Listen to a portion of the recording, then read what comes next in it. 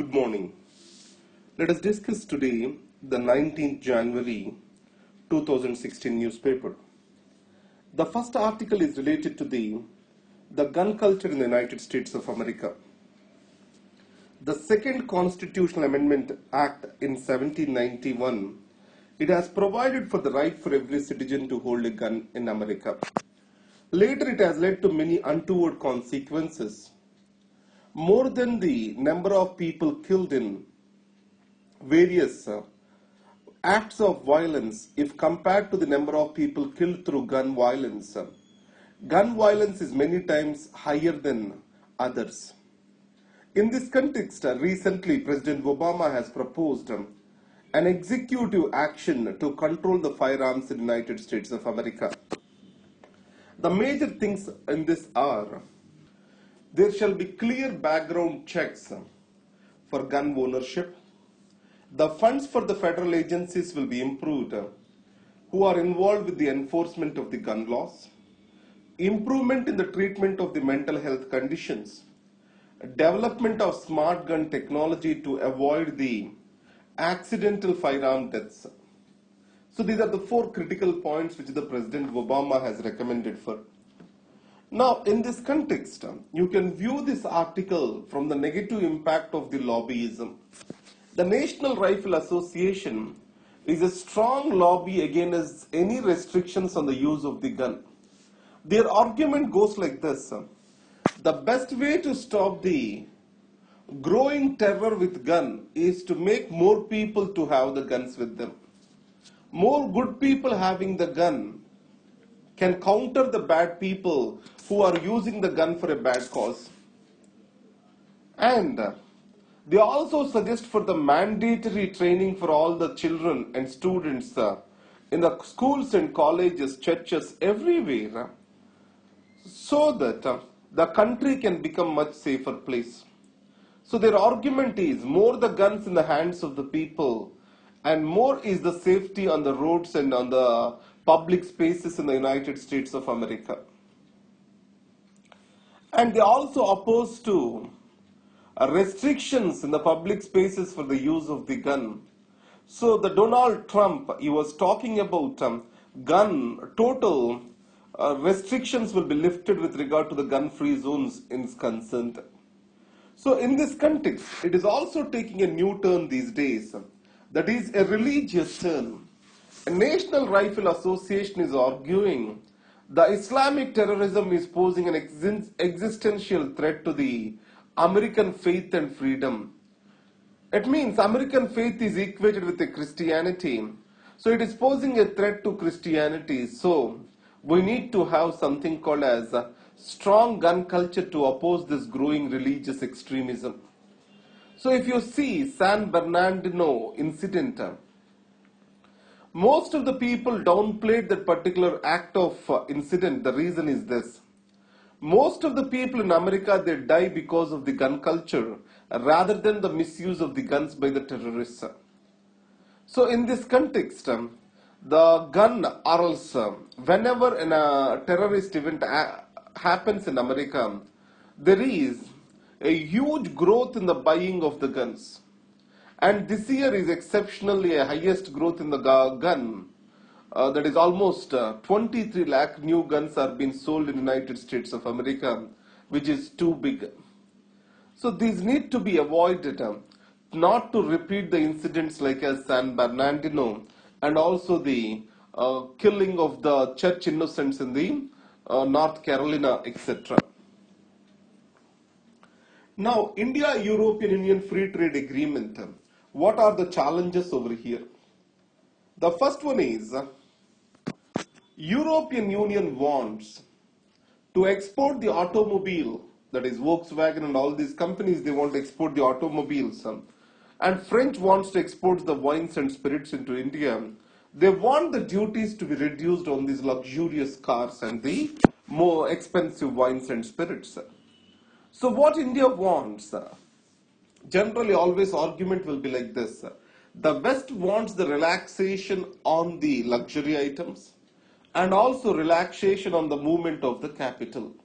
The developing countries, they want the freedom on movement of the labor, which they are surplus in. So what India is expecting is the data security status, which can provide for an offshore industry over here. Because many of the countries, they have kept the India on the list of data watch. It means the data submitted to the Indian companies is not safe and secure. Easier temporary movement of the skilled professionals, seamless intra-corporate movement. Finally, market access. It means the real market access. The European Union is imposing sanitary and phytosanitary measures. With regard to our mangoes, recently European Union restricted their import, citing the phytosanitary measures. And also the technical barriers which are being imposed, they have to be reduced. So these are the demands from India. So now, there is one good development is, in 2013, the government has provided for a model bilateral investment treaty. And this cabinet decision can act as a framework under which the negotiations has to continue at the official level. So from this, the situation can improve. Now, are Sikhs a minority in Punjab? Now let us see two important cases over here. One is Bal Patil judgment. So in the Bal Patil judgment, Justice Venkatachalaya, he has defined a minority from the constitutional understanding. According to it, minority is an identifiable group of people or community who deserve protection from likely deprivation of their religious, cultural and educational rights from a majority who can hold the political power in a democracy through elections. So in this context, Shiromani Gurudwara Prabandhak Committee, so it has tried to provide for 50% of the reservations to the Sikhs, and the Punjab government has given a notification to this cause. So in this context, Sikhs in Punjab, Muslims in Kashmir, Christians in Meghalaya, can they be regarded as minorities? Because in a state they are numerically a majority. So the major question from very much the start of the independence is this. So what shall be the unit of identifying a minority? Is it nation or is it a state? If it is a state, then the Sikhs will not be a minority in Punjab. If nation is the criteria to identify the minority, Sikhs becomes the minorities even in Punjab. So this is a judicial question. So let us see how it will evolve. And next is a tale of two economists. So here I posed a question today. Now you all know that the economic growth projections of India have come down. The major reason being is the export fall and the private investments are not pooling as expected. In this context, the public sector investments and the streamlining of the existing subsidizing process and providing for the monetary stimulus and fiscal stimulus, these are suggested as the various options towards stimulating growth. So according to Mr. Arvind Subramanian, the incremental policy push through JAM Trinity, which can streamline the subsidies in the country, and also massive public investment in public infrastructure, this can improvise the growth prospects, and he has projected the growth around 8%. Now, his expectations did not happen. The reason being is the poor private investment and poor performance of the banks and increasing non-performance assets of the banks in the country. And the second is the monetary policy. It also has its own limitations. You know that the inflation targeting is the primary goal of the monetary policy. So it cannot expand because the expansion of the monetary policy invariably leads to the higher inflation. So the only option left over here is a fiscal expansion. So this is what Mr. Arvind Subramanian is suggesting, that he is going for a halt in the fiscal deficit reduction. So among the 5 basics economies, if you see, India is the only country that is on the path of macroeconomic stabilization, which is able to effectively counter the currency volatility. So in this context, to what extent we have to achieve the fiscal deficit? I mean, if the fiscal deficit is high, the government has to borrow from RBI. So automatically it is going to throw out the private sector borrowing, and also it is going to create a situation where interest rates are bound to increase further. So that is not going to help the economy in the long run. So the best way possible is this. So let us go on with the path of efficiency increase in expenditure, subsidy reduction, increase the quality of expenditure through a focus on the capital expenditure, and finally pooling the resources through disinvestment process. This can be a way forward with regard to the present day economic situation. And the next is, you know that there is a new beginning with Iran. Yesterday we have discussed this particular article. Now, Ms. Sushma Swaraj, at the time the sanctions are lifted in Iran, she is in the Israel, strongly opposing the lifting of sanctions against the Iran. So our External Affairs Ministry is silent on this particular issue. So India, if you observe, it maintains the good relations with all the factions in West Asia, either it is Iran, Saudi Arabia, or it is with Israel. So in this context, India has to play a very balancing game across the major players, and it has to retain its goodwill. And added to that, the new beginning in Iran is not just confined to the nuclear relationships or with the United States. It has got a wider extension to it. So as claimed by both the nations, the improvement in relations is confined only to the nuclear relations. It is not true as expected.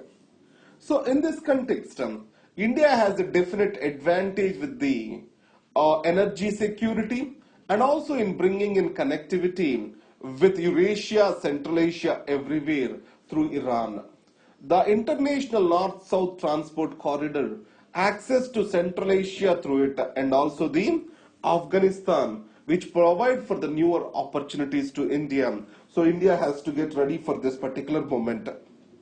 Now, AIIB, a structural alignment in Europe and Asia. So Eastern Europe, they have formed something called European Bank for Reconstruction and Development. The China became the 67th member of this.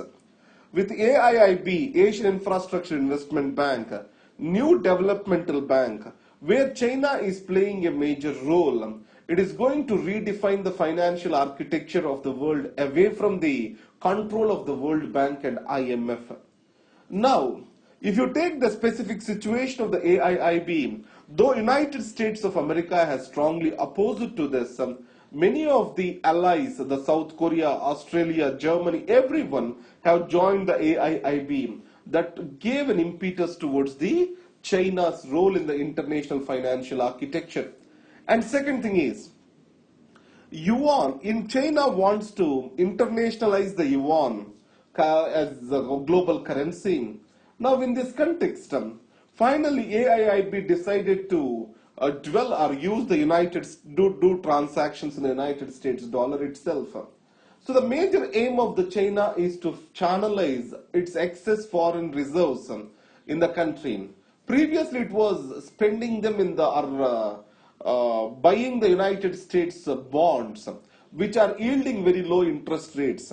So now it is mobilizing these funds through AIIB, European Bank of Reconstruction and Development, and new developmental bank, which can provide the greater returns to the China. So this is about today's newspaper. Thank you very much.